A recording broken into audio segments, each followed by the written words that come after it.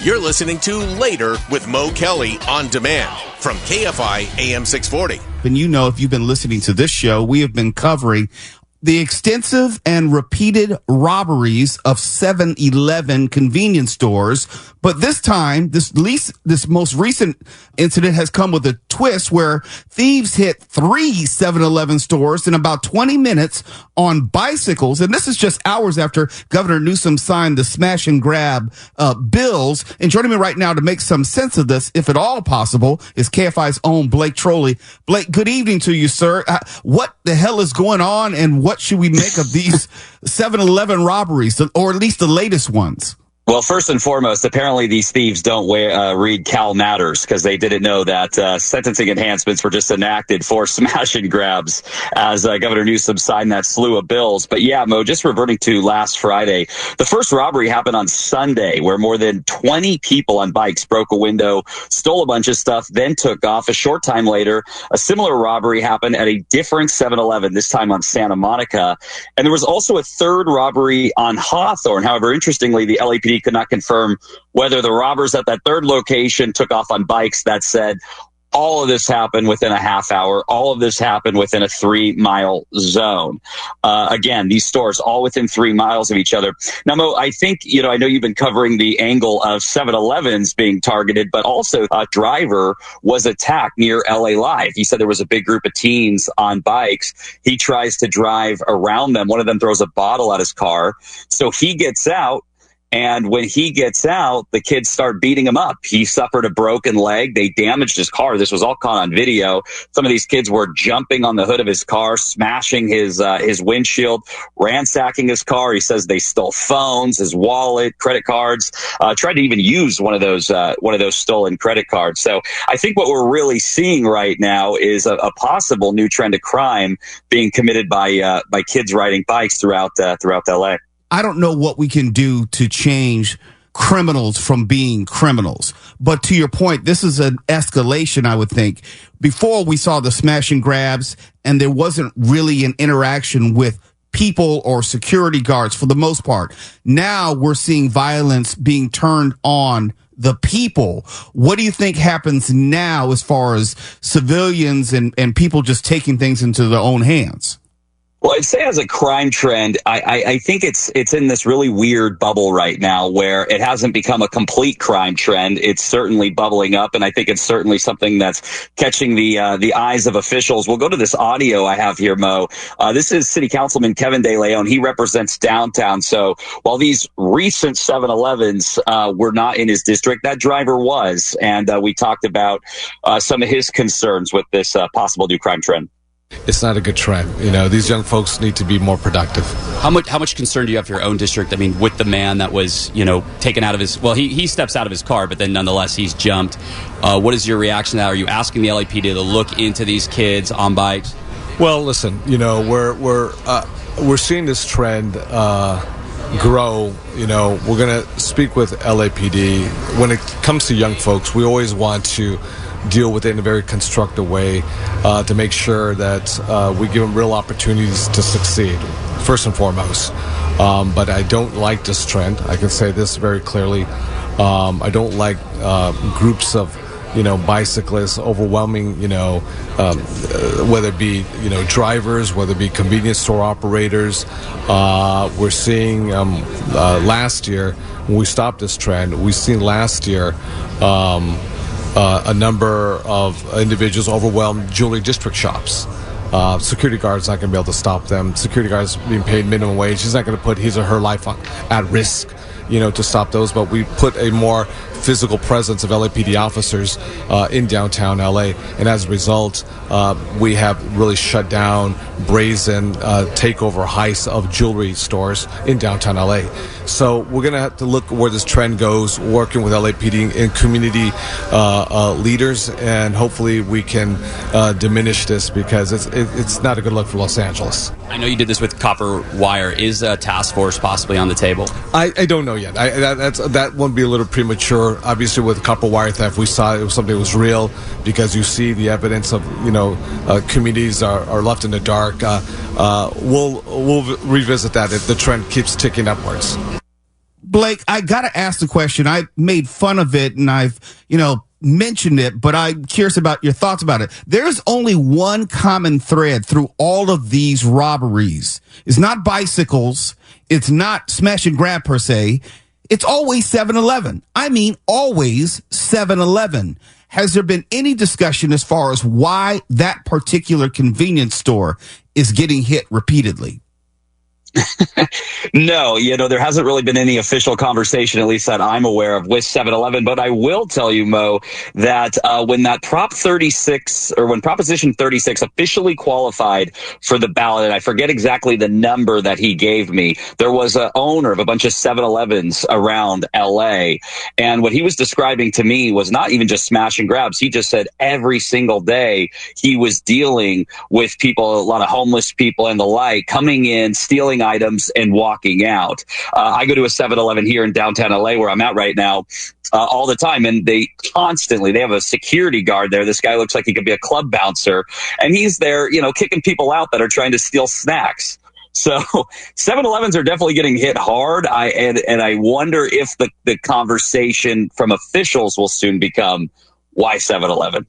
Well, from here, we know that LA has a crime problem. When I say LA, that's LA City and also LA County. We know that Mayor Bass spoke earlier today at the DNC. She will return to LA tomorrow. Do we know if the mayor has said anything publicly or even privately on this issue, to the best of your knowledge? To the best of my knowledge, no. But that said, she could come out with a statement. I mean, yeah, she's got her hands tied, obviously, delivering, for the DNC today.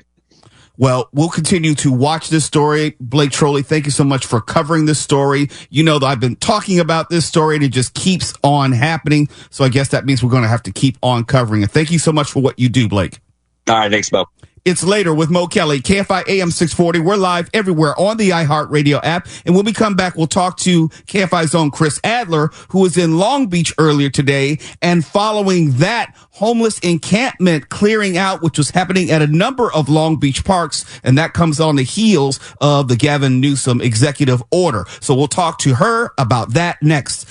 You're listening to Later with Mo Kelly on demand from KFI AM 640. And you probably know by now that Long Beach has officially started beginning to clear out homeless encampments as promised after repeated threats from Governor Gavin Newsom to withhold money from cities which don't comply with his recently issued executive order. Now, from what I understand, it's supposed to focus on problem areas like public parks, but KFI's own Kris Adler has the story and the latest.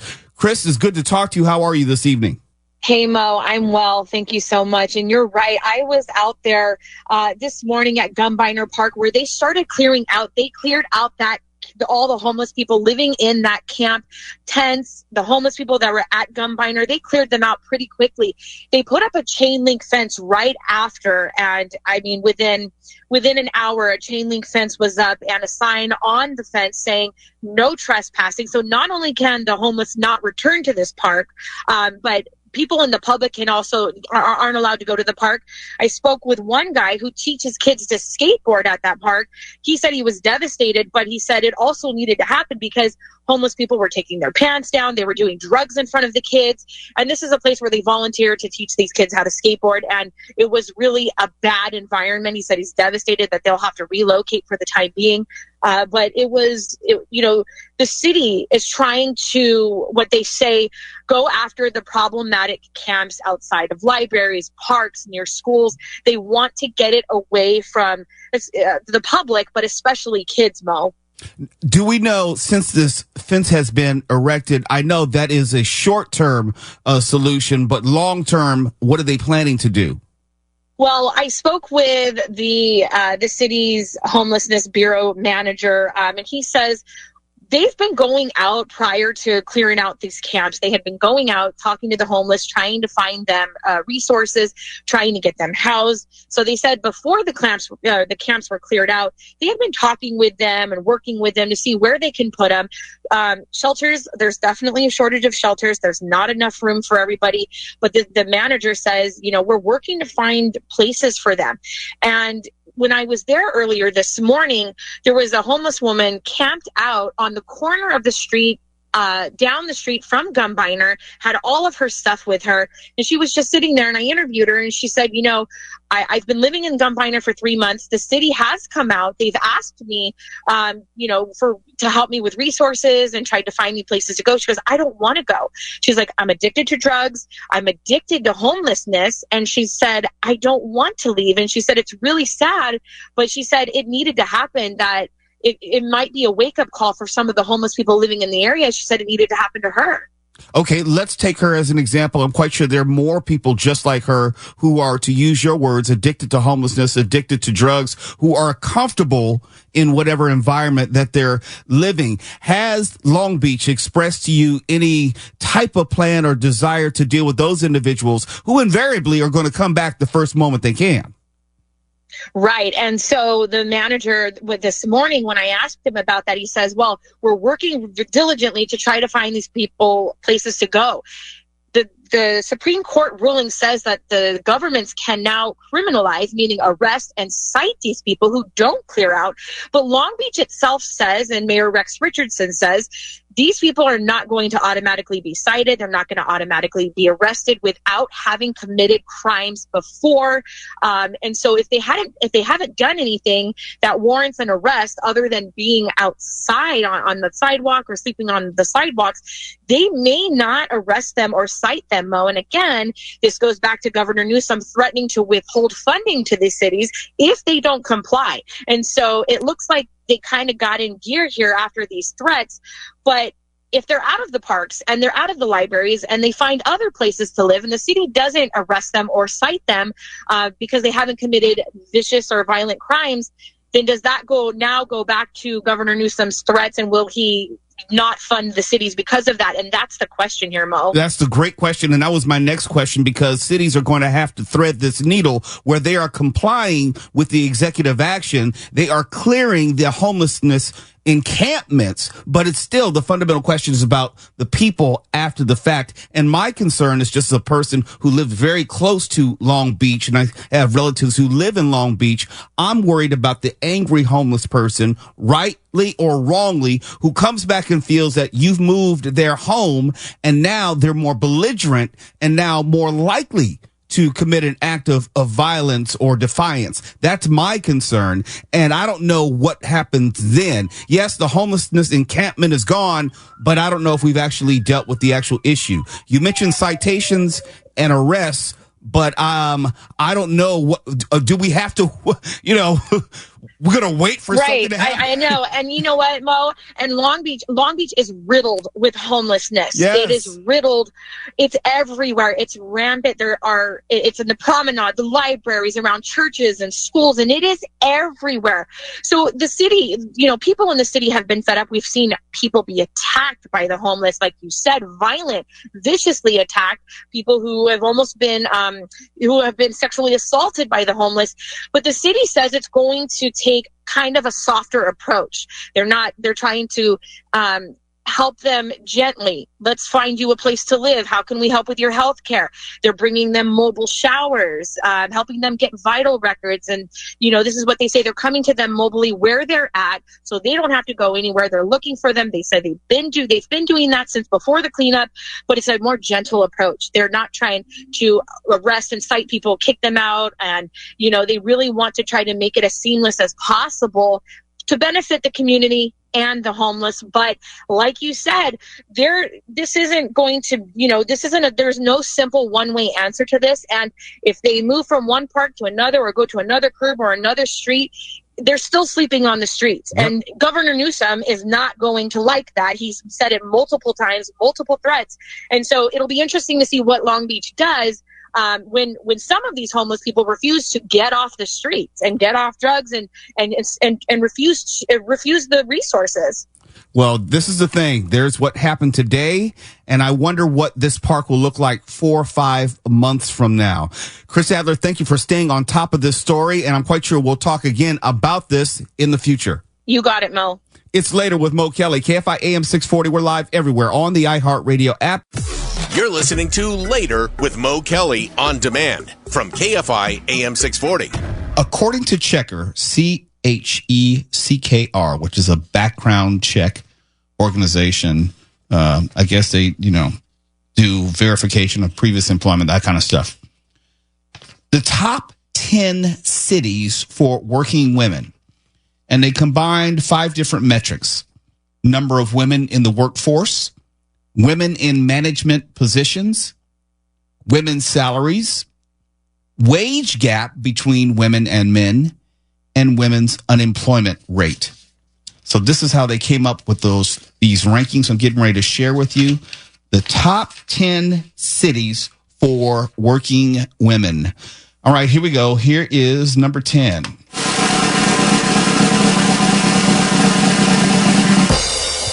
Oxnard. It's kind of random. Doesn't seem like it's that big of a city to begin with, but here's number 9 of the top 10 California cities for working women.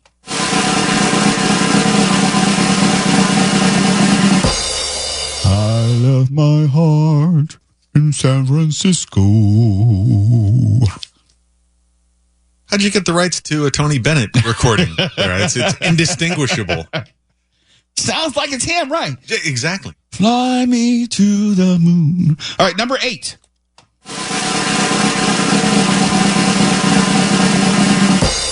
Good old Los Angeles. Of the top 10 cities in California for working women, Los Angeles came in at number 8. Number 7.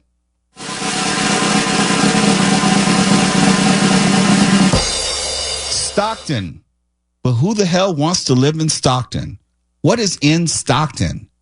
Are you saying that Stockton is a better city than LA when it comes to unemployment for women? Well, that's what they're saying.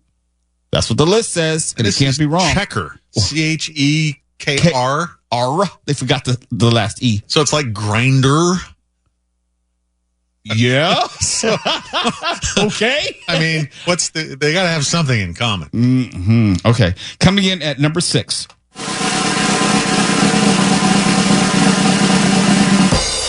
River Tucky. Don't tell me Riverside is. Never mind. Take it with a grain of salt. What kind of occupations are we specifying here? We're talking. Never. I can't say that. Yeah. Let's just keep moving. Number 5.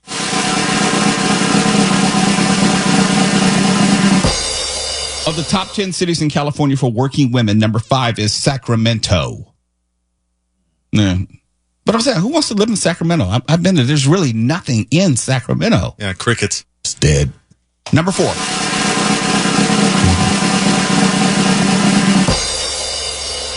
Hit it. Do you know the way to San Jose? San Jose. St. Joseph. Number 4 on the list of the top 10 cities in California for working women, according to Checker. And no one has any idea what the hell Checker is. CHECKR. They should have done a background check on their own spelling. Need to explain that. Sus. Very sus. Coming in at number 3.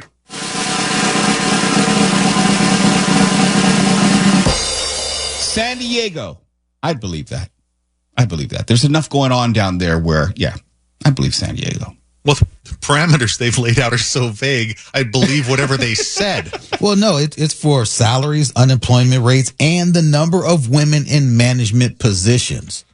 So that's kind of how they're ranking this. Like, are there a lot of women in management positions? What is the unemployment rate for women in these markets? And what is the salary? This is what this is based on. Why did you say it like you didn't know what the word was? Was the salary? You had to sound it out for him? No, I wanted to put a little emphasis on it. No, I love condescension. It's perfect. Number 3, San Diego. Number 2.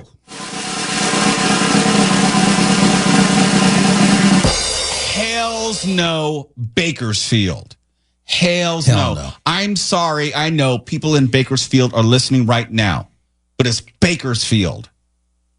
Yeah, no. It's Bakersfield. It's Bakersfield. What do you go to Bakersfield for?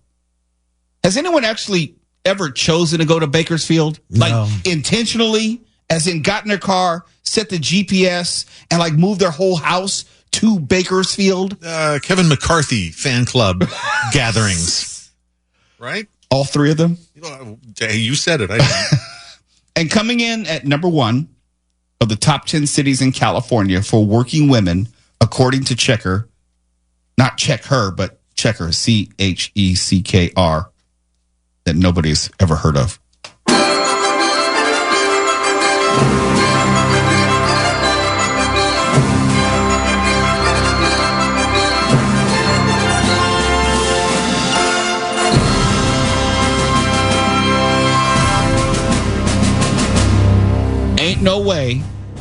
Ain't no way on God's green earth is anyone going to Fresno for anything.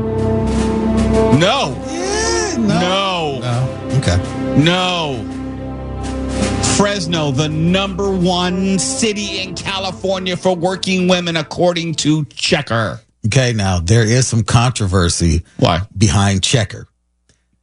Checker is a background app, and there is some controversy surrounding Checker because background reports from Checker have not only been inaccurate, causing workers to lose job opportunities or lose jobs, but frequent reports of violence, rape, and robbery from rideshare and delivery drivers have passed Checker's background checks, and that is some of the cause of the headlines from Checker. So Checker has a checkered past. Checkered past, to say the least. So they may be setting these women up. Oh, come on. Give it to me. Thank you.